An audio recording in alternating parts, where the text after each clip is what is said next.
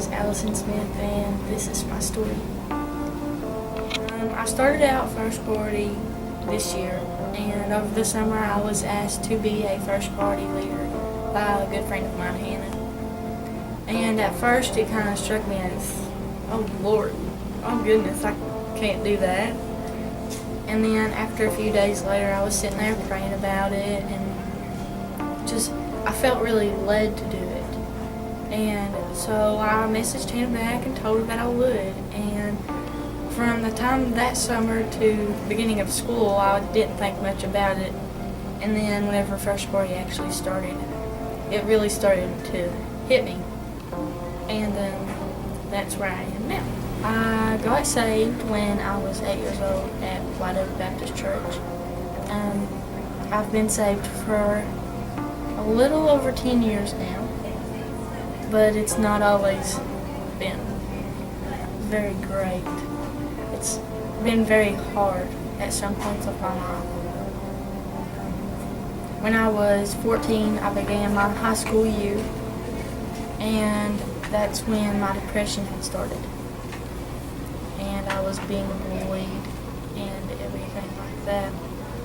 My depression throughout the years began to worsen just about every day. Every day I came to school.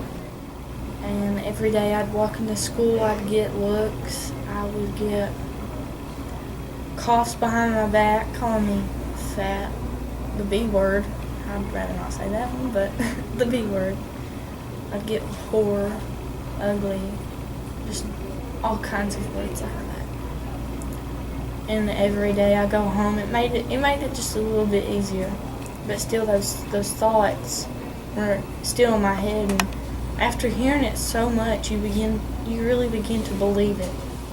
The end of freshman year, going into sophomore year, I began self-harm, cutting my arms. And throughout that time, I felt like God had left me. And then later I had come to realize that I left Him instead of Him leaving me. My sophomore year, my depression still progressed, and I really reached my breaking point my sophomore year. I went home one day and I just cut my arm all to pieces, and the next day my parents found out, and I went up to my therapist, and we talked, and we decided that I should go up to a psychiatric hospital up in Lexington called The Ridge. I stayed up there for 4 nights and 3 days, and it was very hard, but I made it through. I got phone calls. My dad would always say he's praying for me, and it really helped me out a lot, knowing that there was people praying for me. My dad always told me, he said, when you are down to nothing, God is up to something. And that quote, it's always been in my mind. I think even the roughest days, even when you feel like there's no hope, that God is there and there's a bigger plan. Then I was introduced to First Party. I went a few times during my middle school year, and I never really thought much about it. I just went because, they did have food sometimes, so I like to eat, so. And then during my high school, I would hear it every Wednesday over the intercom, and I'd think about it, I'd linger about it, but then I wouldn't really go.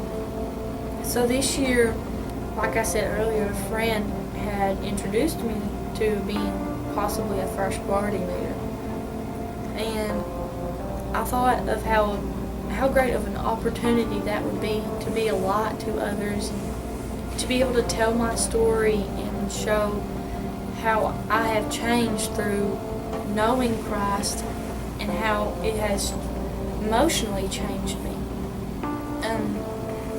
With the first priority, I felt like I've gotten a closer relationship with God, because everybody that is in first priority, or even the people that's thinking about first priority, you think, well, they might be saved, and that's my brother over there, that's my sister in Christ.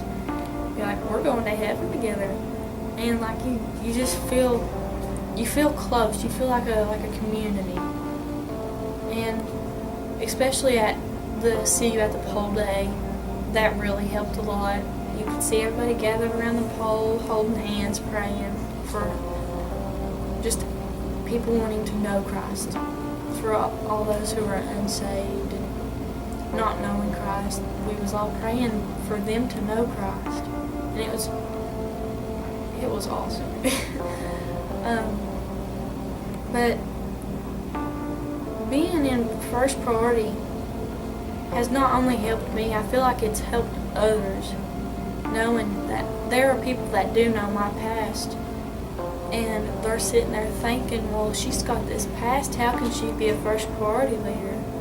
So they kind of get interested in how I can do it and how they would be able to do it.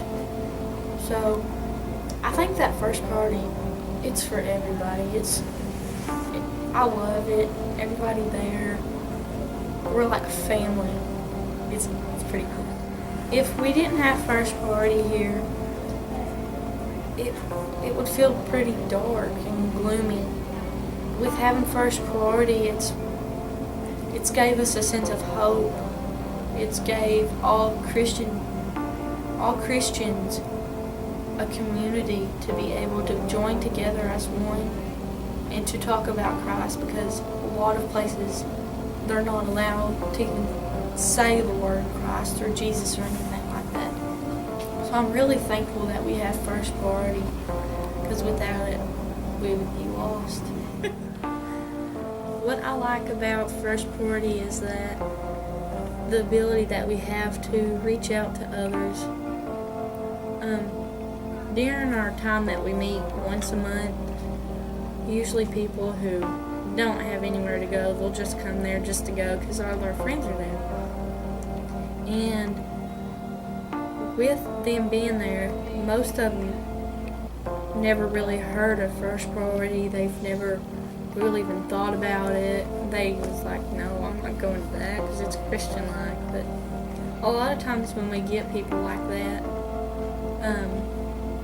it allows us to be able to reach out to them, and it allows them to hear our witness and be a light to them. And a lot of times later on, that will lead to them getting to know Christ. So it's a really good thing that we have First Priority. I do not know where I would be to this day without First Priority.